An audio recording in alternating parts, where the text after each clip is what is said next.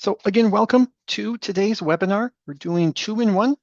So we're going to cover kind of the general theme of bringing in data from outside sources. Two primary examples we're going to show today would be your weather details to fill in this weather table that I have already open on my screen for the environmental conditions in the trial that usually are recorded in some other program.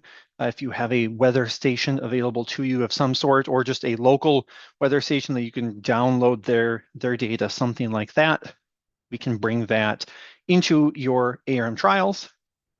And then in the second half, we'll talk about plot photos.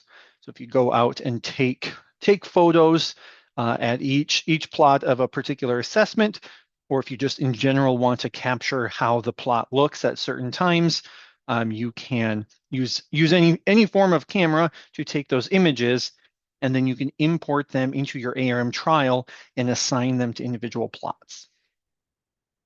So those are the two topics for today. And let's dive into the first one here, which is the weather conditions. So as I said here, I've got just an example trial that is probably a few years old now. I'm actually going to start probably on the general trial tab, just because there is something here we'll use in a little bit. The dates that you have defined in the trial will come into play here in a little bit. So I wanted to show, yeah, this example is getting somewhat dated, 2017 trial, but of course the everything will still apply just fine, whether you're using this year's trial. But we can bring in information from any sort of weather station that you may have. And the general workflow for this is we first have to teach ARM what that spreadsheet looks like, what that data that I want to bring in. I need to teach ARM what it looks like and where that information should go. Because of course, on the weather section here, we have a lot of different fields. This is just the ones shown by default, but in my hidden fields list, there's even more of them. You definitely don't have to have all of this data in your weather station. You can pick and choose whatever information is available to you. We can map that information into ARM. So I've got an example here. I'll go off screen to just open up an example CSV file just to try to illustrate what we're talking about. And it can look completely different from this. There is no problem with that at all. But just to give a general idea of most weather stations will have kind of an itemized report, if you will, that's just dumping out the data. And in this case, I have daily records. So each day during a certain interval, and usually when you are exporting, you can choose how many days worth of information that you would download.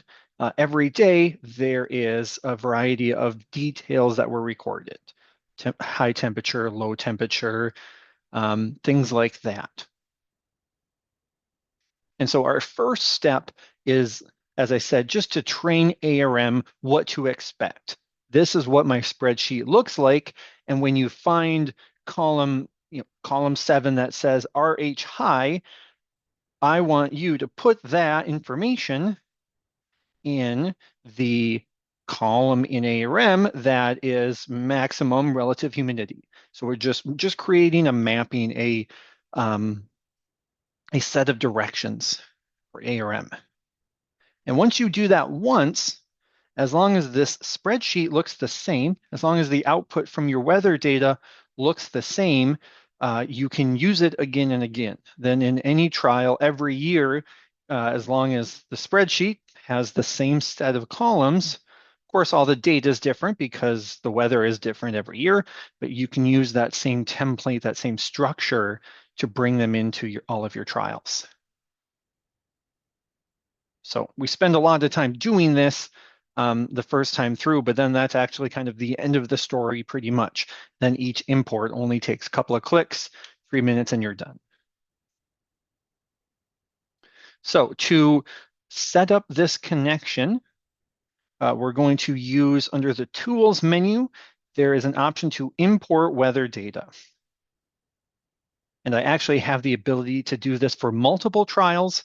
We probably won't have time to cover that. Same idea, I just get to pick a bunch of trials and have that same weather source apply to all of them. So we'll do just the current trial today. And the first step here is to look at the connection. So we have one connection by default. We worked with a company that has their the Clear Egg subscription that is just, if you don't have your own weather station, they have a bunch of weather station networks and will provide you with their weather data for a fee. Just kind of convenient for us to understand that whole world and what type of information we need. But there's really no affiliation. We don't have any affiliation with their actual product other than just the easy connection to it. So if you're not using that DTN Clear Egg subscription, you can create your own. So I've made quite a few different connections here in my list over the years. Yours is probably pretty short if you've never done this before. And really to create a new one, I'm going to create a custom connection. So that would be step one. Again, we're establishing the template for us to use. So information here on the left to just kind of define what this will be. And I'll give this a name, whatever would tell me maybe the certain type of weather station itself might be good to identify. And then also what type of data. You can have the daily records. And if we have time, we can show that you can also have hour by hour information. So my first walkthrough will be with the daily records. So it might be important. Maybe the weather station itself will tell you that. All depends on your workflow. This next option here is just in the weather table. There is a column that says source. So if you want to specify and have that source filled in each record, when you use this connection, you could do something like, here's my weather station for a field site, or I could add other ones here if I need. And then here is that type. I got a little ahead of myself. The daily versus application, we call it, which would really be hourly, right? If you want to know the weather at kind of the precise time when we took this application, you really would want more precision. And so typically that would be like an hourly weather records. Whereas the daily, of course, that's just the summation across the whole day. What was the high? What was the low? Kind of those overall things captured across the duration of that day. So we'll be focusing on the daily weather. That matches up with this weather tab. Those daily records is what typically is done. The hourly would usually match up to your application details. And if you have an application date and an application time, then those different weather details that you can record in an application can get filled in if you're using this application weather. We'll stick to daily here. Then the next set is just trying to communicate what the format of your date is. It's definitely possible that your weather station, when it creates the output, if it uses a different nomenclature for your date, trying to make sure that that matches up. So here in this, it's using kind of the common one in the US where we do the month first and then the day and then the year. So you would want to just fill that in. So it was all numbers, day, month, day, year. and the separator was a slash. I think it had 4 digits, right? Yep, 4 digits. If I was doing hourly, the time format would be important. In this case, it really doesn't matter much. I think some of them did have hour tags, and I think they're just 12 hour. No, they're not. They're definitely 24. So shouldn't matter too much in this case, but and then less likely, but if you do have a differing format for the CSV, typically ARM will kind of know what is common in your region just based on your Windows operating system. What is a decimal and what is the thousand separators, things like that. But if that spreadsheet for some reason has a different value, then you can specify those there. And then the last section here is just default units. So some outputs will assume, like here, for example, my temperature, there isn't a specific column that says your temperature unit. There's an assumption that these are all in Fahrenheit, probably for this US station. And so if you don't have a specific column you can point to give a unit, then you would fill them in here as the defaults. So I would want to, with my precipitation, I guess we're probably just going to assume these are all the imperial units here. I don't think I do the leaf wetness anyway. So we'll hop down to fill these temperature. The wind speed is probably miles per hour. I don't think I have shortwave radiation. So again, just defining the overall structure here of how this connection will operate. Then step 2 is to give ARM the list of headers. What does that top row look like to be able to identify the data that is inside?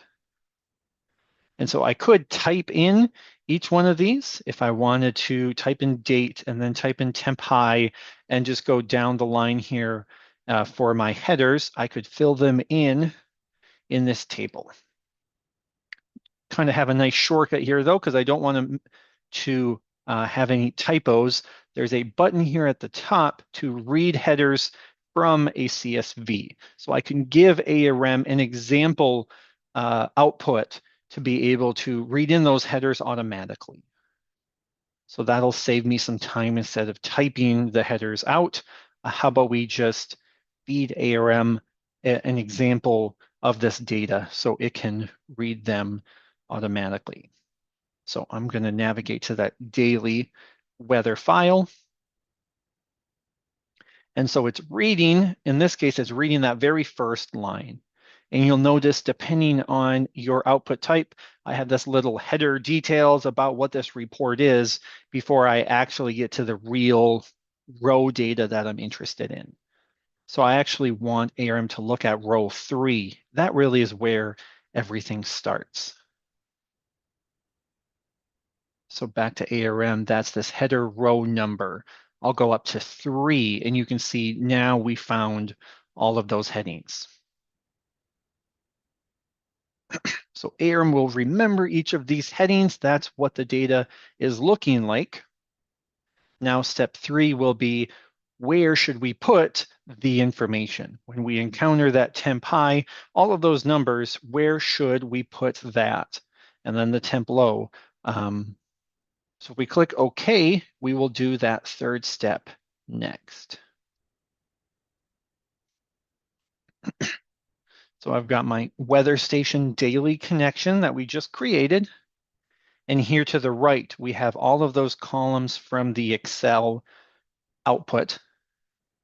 And now we just can match up that information with the columns in the ARM trial.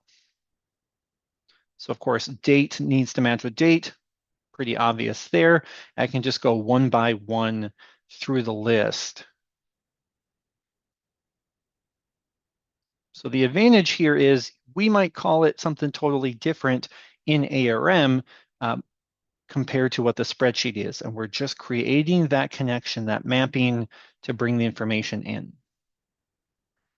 I can certainly skip over any information that I either don't want to import or there really is no place for it. I don't have a spot in an ARM trial to mark down at what time did the maximum temperature occur. We don't have a spot for that, so I'll just leave it blank and we'll just ignore that information when we do the import. So I can just go through one by one, whatever I want to bring in, and we'll finish off what maximum, minimum humidity. Looks like we have an average as well. Then one note with the rainfall, there is the moisture total. So let me move my screen a little bit. There's a moisture total that will calculate automatically. And that calculates based on both the precipitation and the irrigation columns.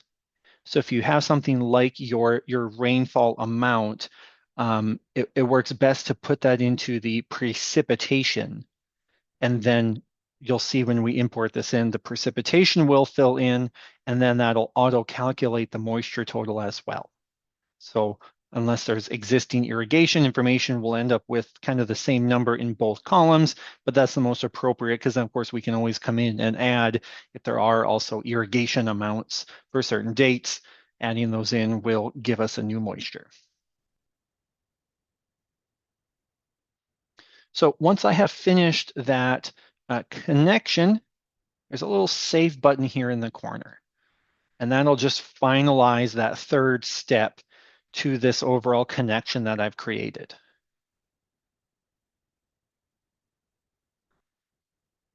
And again, we do this just once. Once I've done that, I'll have this weather station daily in my list. So anytime I do this, I can come back and utilize this connection. So for this given trial, of course, we haven't brought in any data yet. Maybe I'll cancel this just to show how separate this process can be. Now I have a specific trial that I want to bring data in for. I'll use this very same command where we want to import weather data to this trial. But now I can make sure to select that connection that's already been set up. So everything is mapped out nicely. So now I can just focus on the left for what parameters, what information do I want to import. Couple different options. We can bring in just everything that's in the file. So if I already had a lot of control over which dates to extract from my weather station, then we can just bring everything in to this one trial.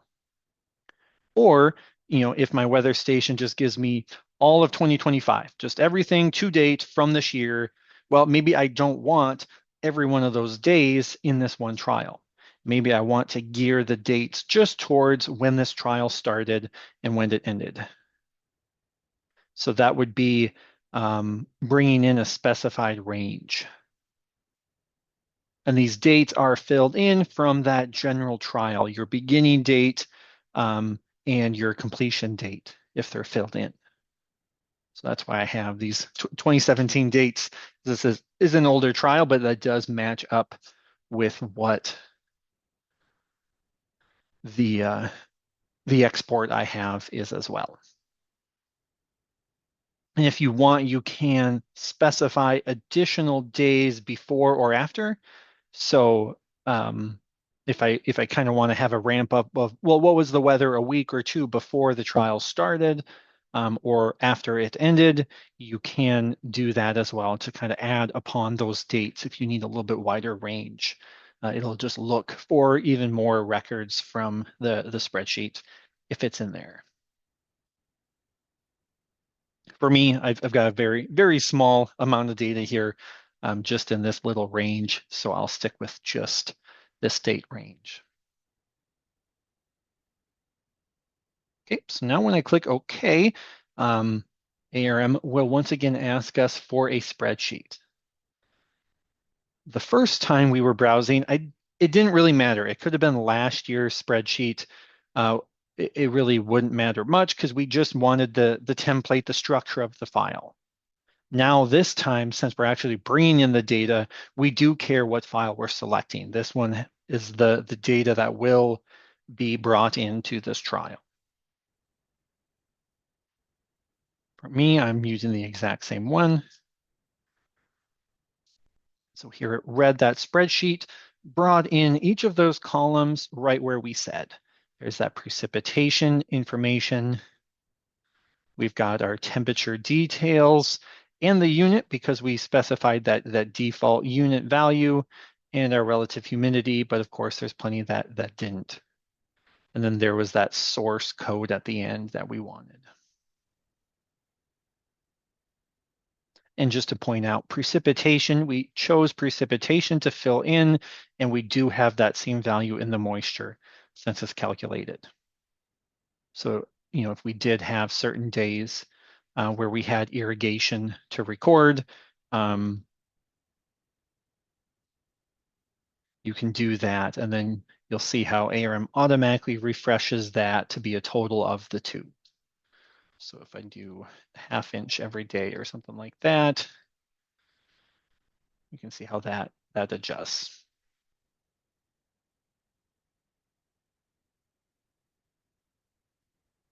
So that's the weather connection. Just once more that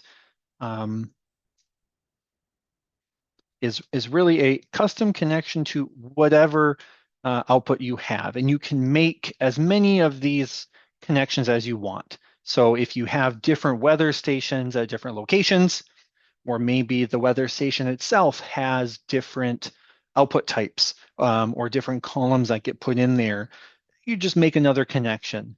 And if you're just a little strategic with how you name it, you can remember which one goes with what and be able to use those easily. Question here in the chat. In the weather import table, can I select data for so many weeks before the trial establishment? So yeah, first looking at that trial establishment, I think that is your initiation date, right? That would be kind of what we call it in ARM. And so that is kind of that start date when we do this import. So if I'm importing to the current trial, the from here, it matches up with that initiation date. And so, yeah, if the government requires so many weeks, then you would definitely want to turn on this option here. I want to import weather at least 7 days prior, or at least 21 days prior, depending on what the regulation is.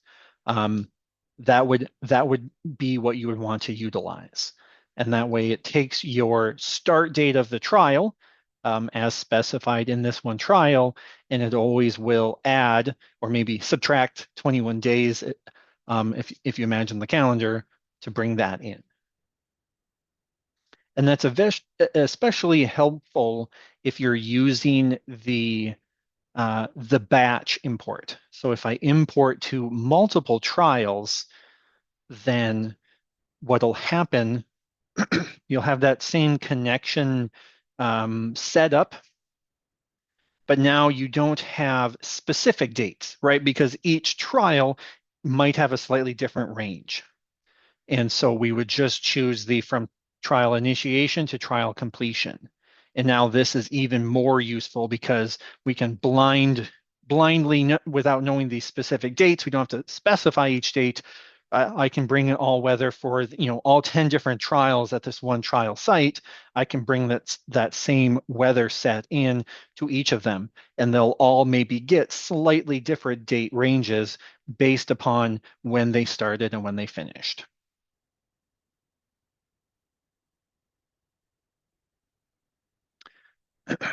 The other question here, any calculations with the weather? Let me cancel here. There's not a lot. So especially just within ARM, this moisture total is probably the only thing I would call a calculation. Um, and that's, of course, super simple. As far as using the weather details you have here, daily average, things like that, we really don't have any tools for that. I think we definitely are open to some suggestions if there are things that are done in the industry, if there are requirements um, on summarizing. Once you have your daily records, we'd love to hear about it. I know when we really added onto this weather table and built this connection, that's kind of the logical next step, and we just don't know exactly what's required. I will just point out that we do have weather graphs. Um, Yeah, here under this little weather icon in the toolbar, you can generate a weather graph. And that's just being able to um, visualize that information, typically across time. And you can put a bunch of different values on there if you wish. Again, it doesn't give you a lot of calculations, but it's a visualization tool at the very least. And we've done, I'm pretty sure we've done a webinar on that before if you kind of want to see what that tool offers. Great questions. Really quickly here, we do have the application. I'm not going to step through all of it. The same general structure applies as far as setting up your connection. Um, in this example, instead of filling in a big table, we simply would be looking at the specific date and time that has been entered in each application of your trial. And then there is a variety of weather conditions that can get filled in. So you can use this weather connection to fill those in. I'll probably cheat here and just use my existing connection with the application. And real quick, just to look at the settings, the biggest difference was the type is application. And then, my columns are a little different in that spreadsheet, and the choices of course, are different as well, because now these are the choices over here in the application section for what information can come in.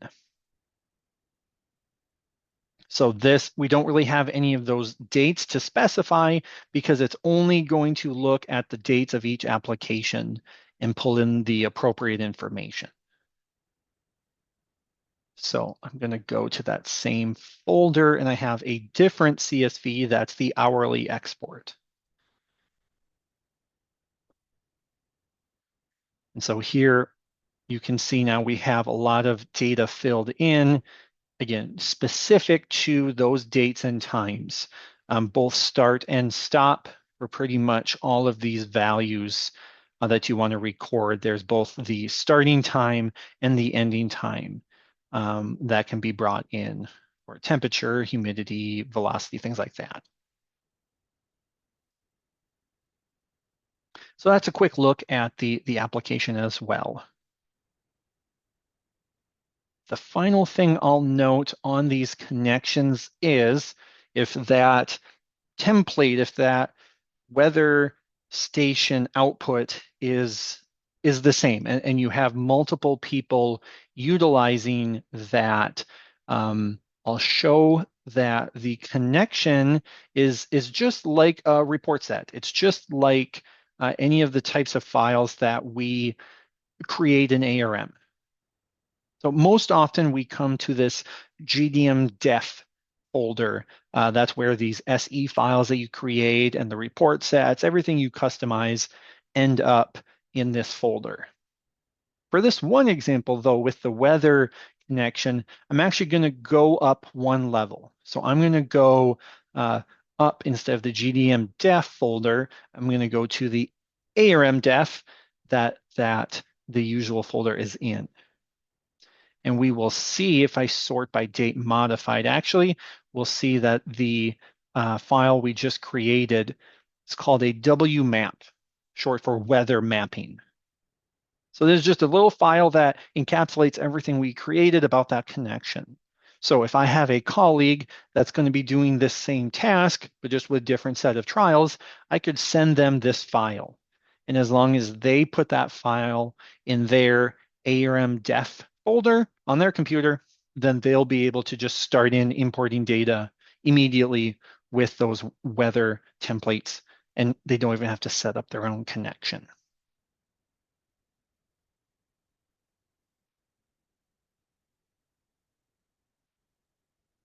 All right, any other questions before we move on to the other topic?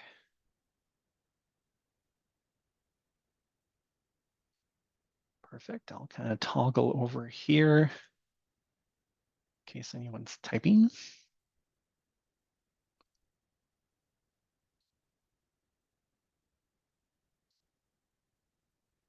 All right. So our other data connection, if you will, is going to be attaching photos. And I do have, it's not much of a presentation. I'm actually going to cheat and just use a little video here. Actually,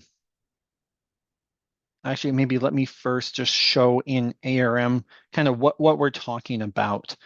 So back here in a trial, let's go to the assessment data portion. And so for each assessment that is done in a trial, of course, there is a spot to put in the data. But if you look to the properties panel on the right, there are a few different additional attributes you can record for every single one of those assessment values. You can have a text comment, you could save a barcode value, GPS coordinates, even you can exclude the value from statistical analysis. And the last option here is attaching an image. So what we can do is take a photograph of the plot or of this assessment, whatever you might want to document an image form related to this assessment value. You can take a picture and we can link it to this specific plot and this specific assessment value. So that's what we're doing here by attaching those images. And I'm using the word attach as opposed to import. So a moment ago, we were doing weather. We were importing and really making a copy of all of those data points and saving it in the trial. And I didn't press save. I canceled it so that way my file is open for the next time I do it. But normally you would save it, and then each time you open the trial, that data is saved in the trial. In this case, we're using an attachment instead. So short little video here to maybe try to visualize that a little bit. Of course, you've got some sort of camera. It really doesn't matter what the device is. And you take these pictures, and they're going to then, of course, have an image file somewhere, right? And then typically you probably would bring in that digital camera, or maybe it's your phone even, and connect it to your computer. And when you do that, then the computer sees it as a folder with these images inside that folder, right? So then what we're going to do is kind of starting from that point here, we'll work today on showing the process where, if I back up just a little bit, we can copy that image file and bring it over to the folder wherever our trial is at. So that way we have a copy of that image. And typically whenever you take a picture, the name is very uninformative. It's just some auto-generated number, but we'll see that ARM can help us by renaming that image to actually make the name of that picture identify itself. What trial is it? What treatment number was it? What plot number were we at? To actually give that file name some life to it so we know what we're referring to. So now that'll be on our computer wherever our trials are at. And then we simply are creating a link then from that image. It's just, again, an image file on our computer, most convenient for it to be in the same folder where the trial file is at. That way everything is cataloged together, easier to find. And then within the trial itself, we're just going to remember where that file is at. Here's a reference to a location on my computer. So we're not going to embed the image into the trial. There's some advantages to that, of course, if you can imagine how many hundreds of pictures you might have to take if you have a larger trial or a lot of images you want to capture. If we were to just embed that data into the trial, suddenly we'd have this massive single file that'd be very hard to move, be very hard to communicate with others and utilize, because it would just be this monstrosity with hundreds of images all stuffed inside. So we're trying to stay light and agile. Couple questions before we dive in. A great point about the fact that the images aren't stuffed in the trial does mean that you have to be a little careful when sharing the file. If I send just the ARM trial to someone and I leave behind these images, then that link is going to be broken. So that is a good point that really is important to understand why, how this is done, that you can't simply drop that DAT trial file and just send that along. These images also need to be brought with as well. And so we have a tool in ARM to help. If you use the send to functionality, then ARM can go and grab. ARM, of course, knows every one of those links, so it can go and find each of those pictures and then grab all the pictures, grab the trial file, put them together in like a zip folder or something so you can send on. That's kind of one way to tackle that. Then the other question, kind of more back on maybe this portion here about the image format. And to be honest, as far as ARM is concerned, it really doesn't matter. It's kind of one of the nice things about this connection is we don't have to understand or know very much about the different image types. We don't have to have any minimum requirements or maximum requirements of what you're attaching, because we're really just bringing in a link. We don't have to absorb the picture. So the most basic answer is it really doesn't matter. You could do anything you want. Now, size, I think the size of the files probably is the biggest consideration, right? Especially if you're taking a lot of pictures. So I think probably you would probably start in your camera settings. What can I do in my camera settings when this picture gets generated to be reasonable? I think probably the biggest thing to look at would be the resolution that you're taking the image with. You want it balanced. Of course, if you just pick the lowest resolution possible, then the image itself isn't going to tell you anything. So it's definitely kind of a balancing act there. But if you go super high definition and you can see every tiny little thing, that's awesome. But if I take 200 of those, it's going to be hard to share all those images because they're so large. So kind of a balancing act I'd recommend. But that's about the extent of my knowledge. I can't call myself a picture or a camera expert by any means. But yeah, I would try to find that balance primarily with the resolution of the image.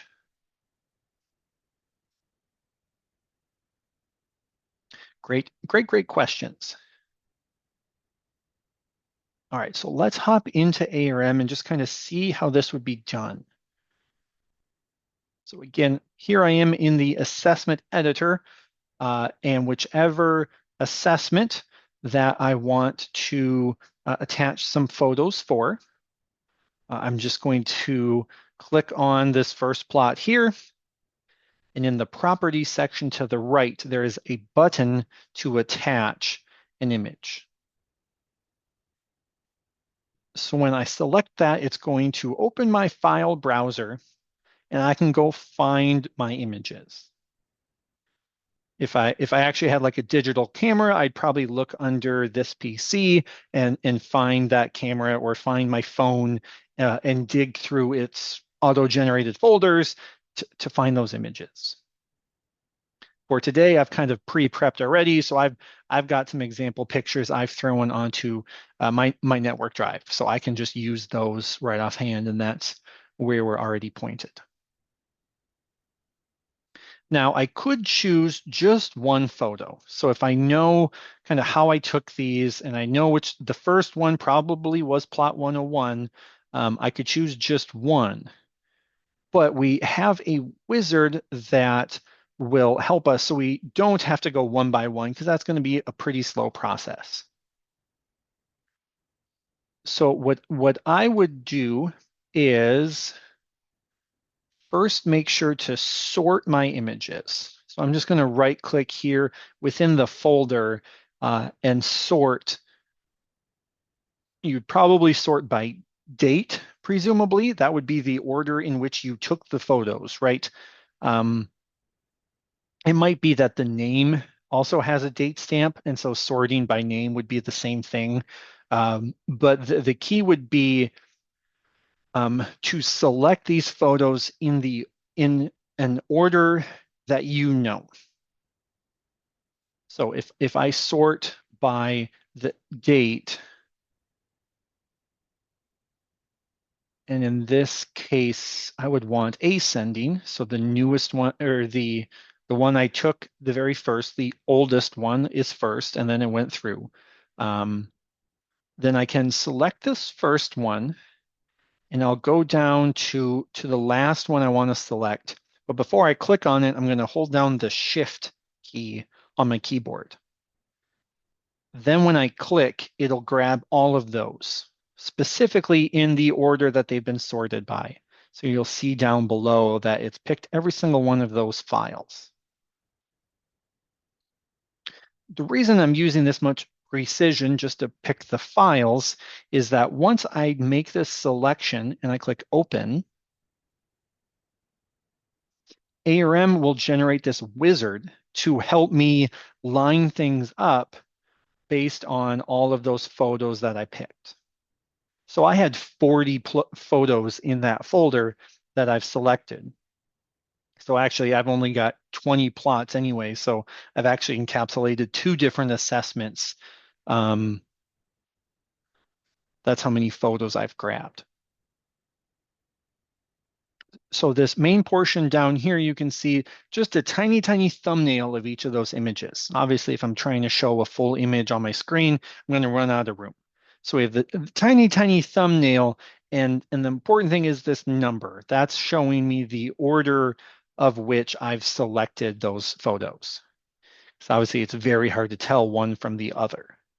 So that's why I was really careful in that first step to strategize the order I selected them in, because pretty hard to double check here just because of how small those plots have to be shown on the screen.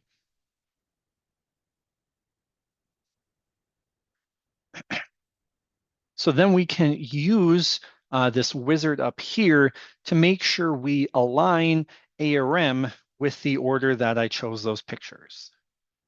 So the big thing here would be your sort order first.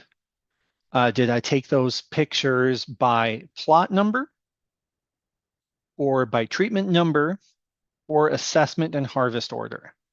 So these come from your trial map. And if you've seen that before on the trial map, there's movement arrows. You can define the way you move through the field when you take assessments, for example. And then there's a separate designation for when you're doing harvest order. So in my example, you can see 101 down to 104. Then I move over to 401 and go down to 404. And then I work my way back 504 down. And maybe we'll cancel here real quick just to see what that means, because that seems very unusual numbering, but I'm guessing my replicates must be stacked side by side, perhaps. Yep, that would explain it. So I've got my first replicate, and then the fourth replicate is right next to it. So here on the trial map, there's this movement arrow section. I can visualize my assessment order, which is serpentine. So I go down this first block, both replicates 1 and 4, then I just hop up to the next range and start at 504 and work my way down. So obviously that just from a numerical standpoint, that's very weird. You'd never be able to get these plots to sort the plot numbers in a way that would match the way I move through the field. So that's why these movement arrows are pretty powerful to make to line things up, whether it's lining up your data when you're taking the data, or in this case, lining up our plot photos.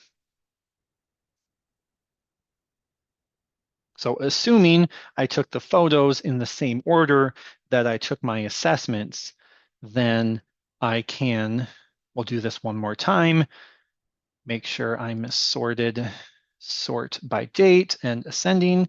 I can take this first one and shift click on this last. And now I have confidence that these plots are in the order that I took the photos. So they'll all line up real nice.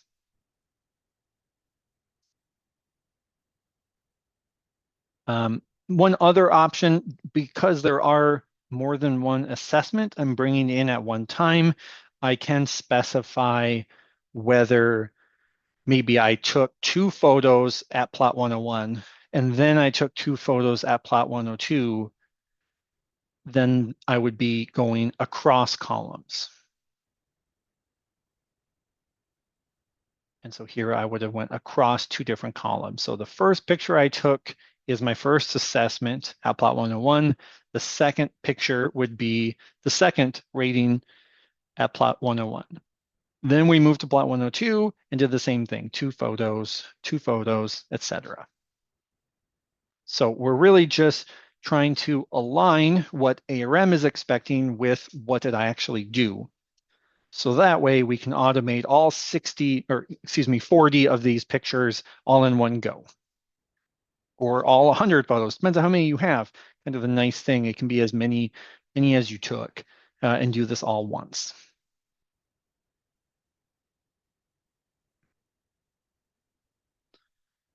These do seem a little more similar. So I think we probably went by column instead.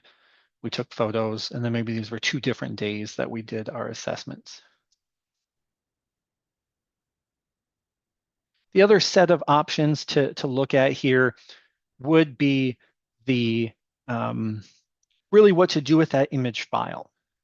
So we can copy the image file to the folder where the trial is at. That's what we had in our little video we watched a moment ago. And then we also can rename that image.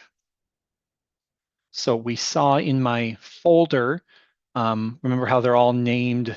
I can slide my file explorer here. They're all named mostly gibberish, doesn't really tell me much of anything.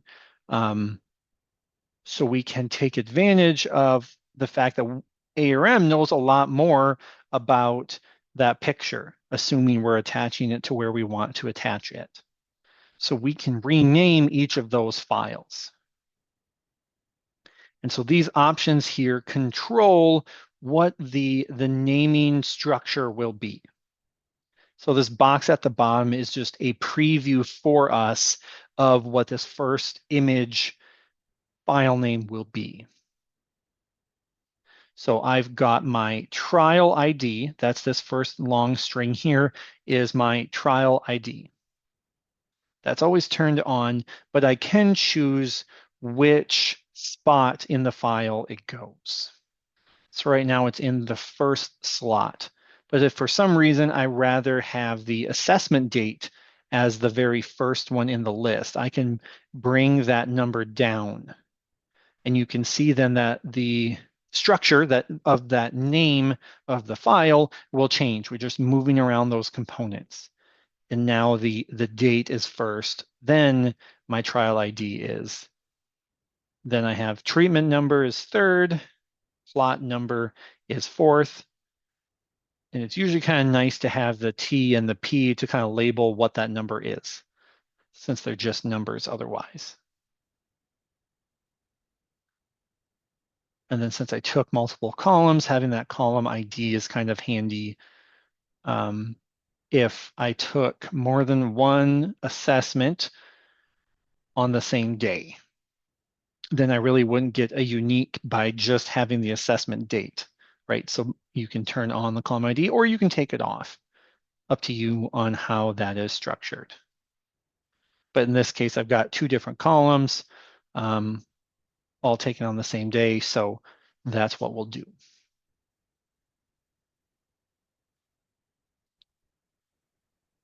Okay, so that's the wizard to really line everything up so we can bring this information in to the right location. So let's click OK. So now what happens, we've got a bunch of icons here in our data portion, and that's just a visual indication that there's something more to see. Specifically, over here on the properties panel, you can see the little thumbnail. And actually, if I wanted to look a little closer, I can. So we have this little tool here, lets me zoom in and I can take a look at that picture, which you can tell is getting dated, or maybe I've copied it too many times because it's maybe not of the highest quality anymore. But that little snapshot there, just depending on whichever plot I click into, you can see the thumbnail updates, and so does this tool here. So if I wanted to kind of review the different photos, it's pretty easy to just click through the different images.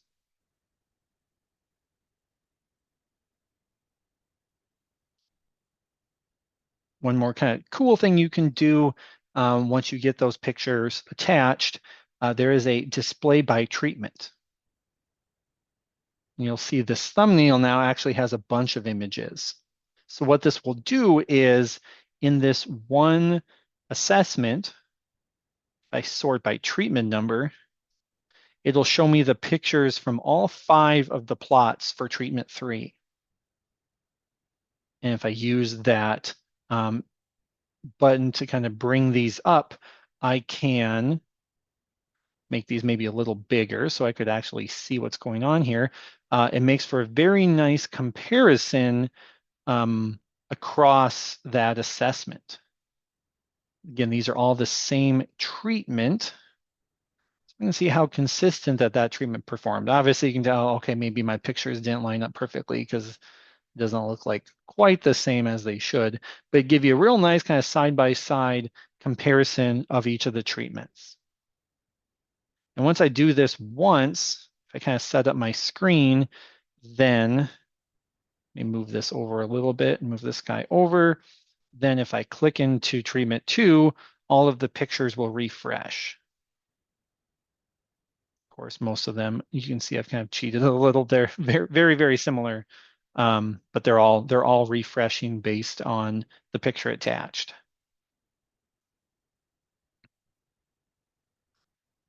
So just kind of another fun thing to look at, trying to visualize those pictures.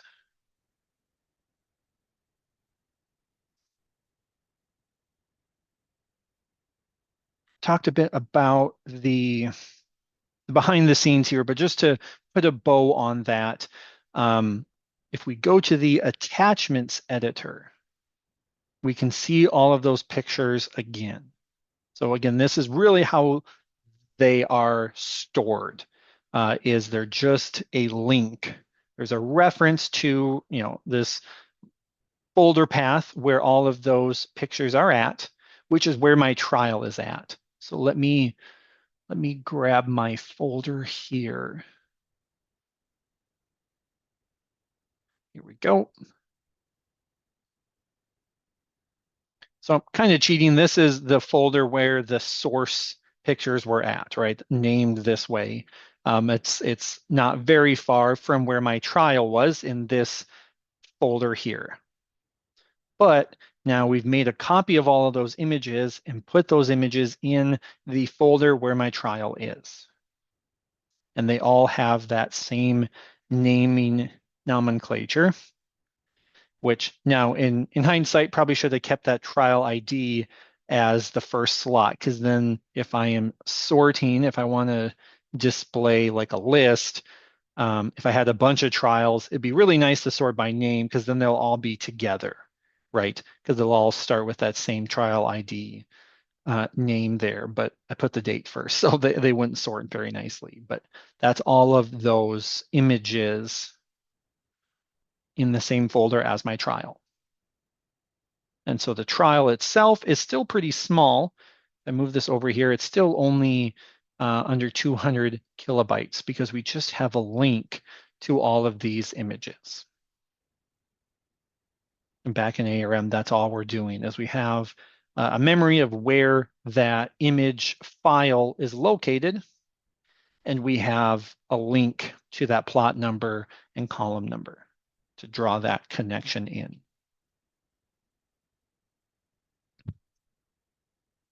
So finally, if I were to want to send this trial to somebody, send it to my sponsor, share it with someone else, simply sending this one trial, if I just send a DAT to someone else's computer, when they open it, it's not going to be able to find all of these image files. Now, ARM does just pop open a warning. It says, I can't find these image attachments, and then it'll give a list of all of the files. Please, please try to find those, put them in the same folder where the trial is, and then the next time you open it, I'll be happy. So it won't prevent the trial from being opened. It won't prevent any analysis or reporting. You can still use the trial. It'll just warn you, hey, you're not going to be able to visualize those pictures because I don't have the pictures. I can't find them. So you'll want to, if you can, bundle them all up, use that send to, which just real quick is under the file menu, file send to, and that gives you an option to, that's going to want me to save, and I don't really want to save all those attachments. It'll give you an option to include attachments. Alternatively, if your pictures, if there's a lot of pictures, is too large to fit in an email, you could use a cloud storage. That's pretty handy if all of this was located in a Dropbox or a OneDrive. That makes it really easy to share pictures because then they're all just synced in that folder and you really don't have to worry about transferring.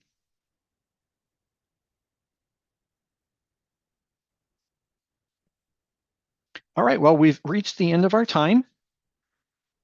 As I mentioned at the top, this was a refresher. We went kind of fast. If you do want to see a little bit slower, kind of go into a little more detail as we do some extra things, we did have 1 hour sessions for each of these 2 topics in our the archives of our webinars, both on our YouTube channel or our website. Feel free to check those out. And hopefully we'll be seeing you again next week at our next session. So thanks, everyone.